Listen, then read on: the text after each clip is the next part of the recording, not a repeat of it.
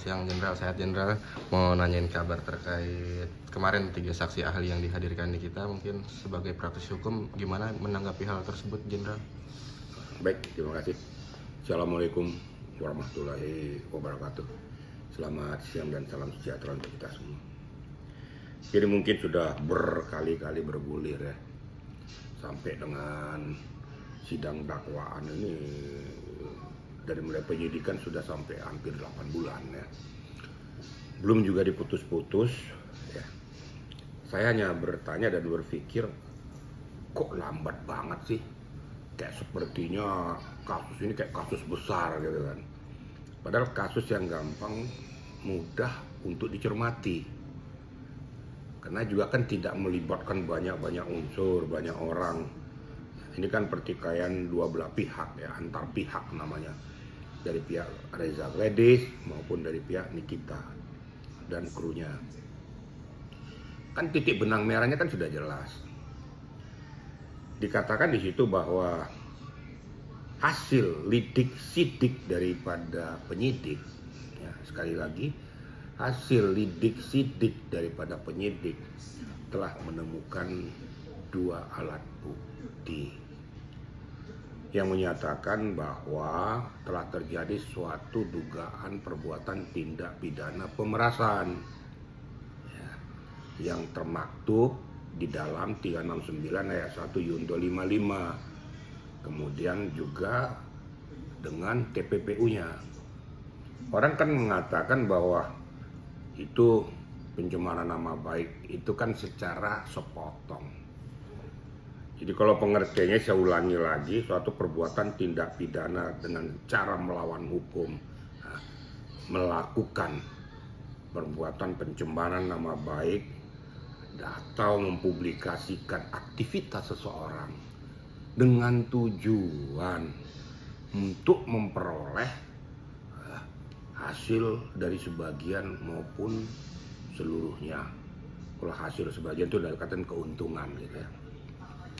Nah, kalau dikutip secara komprehensif ya, bahwa uang yang mengalir dari Reza ke Nikita melalui Mail itu berarti adalah apabila skincare daripada si Reza di speak up, maka akan merugikan si Reza sendiri. Supaya ini di close, dia kasihlah supaya jangan speak up. Nah, ini menurut hasil lidik sidik ya. Saya tidak mau terlalu campur ke dalamnya. Yang dikatakan mereka tuh endorse yang mana? Endorse itu kan harus dibuktikan ya. Apakah endorse ini mempublikasikan produk seseorang ya agar booming dan diketahui dan diminati orang? Si yang memainkan endorse ini dikasih upah atau biaya kan gitu. Tapi dalam faktanya bahwa justru di dalam agenda persidangan di dalam materi pokok perkara dinyatakan bahwa justru mempublikasikan supaya masyarakat tahu, paham dan mengerti, supaya jangan menggunakan produk ini karena produk ini bermasalah, kan itu dalam agendanya ya, berarti kan kontraproduktif dan bertolak belakang, nggak sesuai dengan endorse yang dibilang itu. Nah, saya mencerdaskan hukum dengan edukasi ya. Nah, ternyata dari JPU juga menerima. Itulah muncul dakwaannya ya, 369 ayat 1 Yunto 55 dan TPPU itu. Nah, berkaitan dengan yang saya pernah sampaikan BPOM muncul, tidak ada relevansinya di dalam fakta persidangan. Yang saya katakan BPOM periksa itu rumah produksi Reza, periksa produk-produk yang dikeluarkannya. Apakah itu pada saat mau izin edar dikeluarkan stiker itu sudah sesuai dengan standarisasi yang dipersyaratkan oleh BPOM? Itu yang saya maksud. Ya, di sini kan 3 saksi ahlinya kan bilang Tunggu. Saya lanjutkan dulu, jangan kau potong dulu. Nanti kan terpotong, jadi tidak komprehensif. Jadi biar bisa masyarakat netizen memahami itu. Jadi ada soalnya yang bahasa kata dulu kemarin narasumbernya Pak Riki mengatakan bahwa hadirkan BPOM. Hadirkan BPOM bukan di sidangan ini karena tidak sesuai agendanya. Agendanya perbuatan tindak pidana pemerasan, sedangkan yang saya sampaikan itu skincare.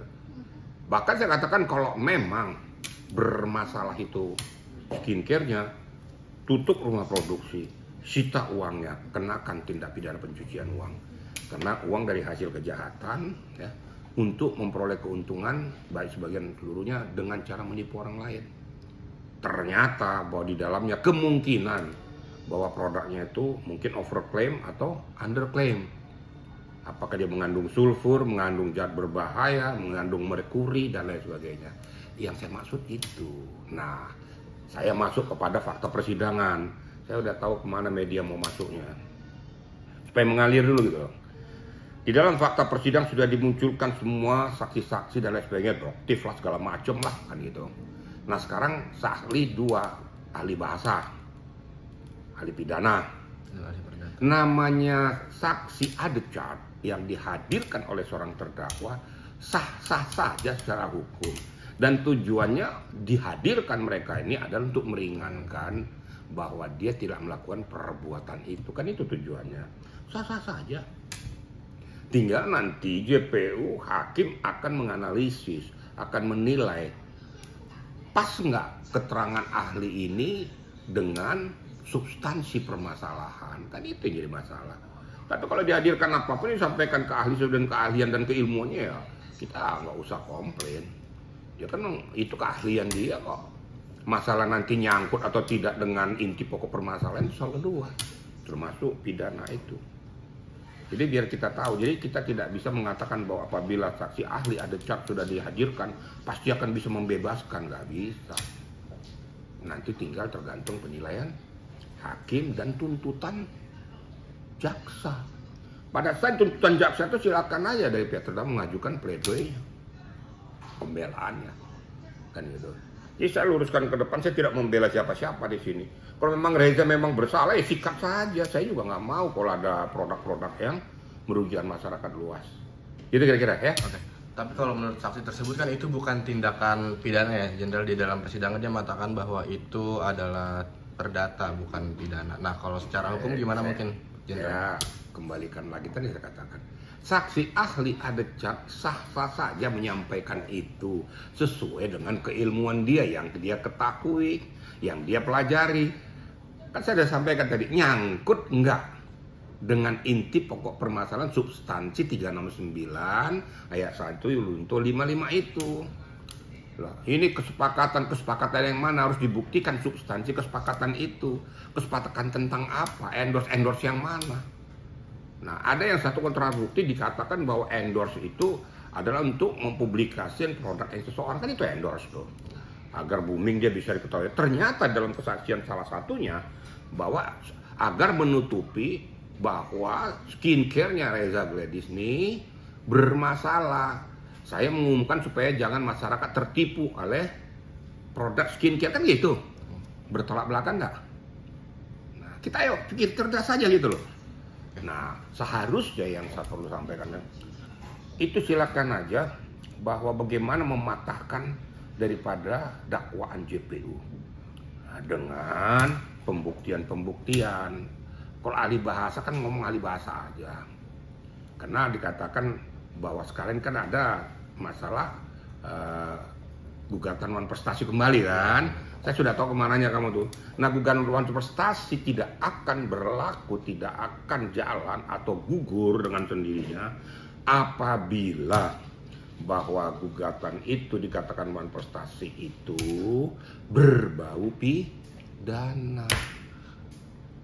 Jadi nanti kalau di persidangan Jenderal untuk memutuskan apakah itu tindakan yang dilakukan oleh terdakwa Nikita pidana atau perdata itu hanya hakim dan JPO atau gimana? Enggak. Hakim mempunyai hak prerogatif yang tidak bisa diamputasi oleh siapapun.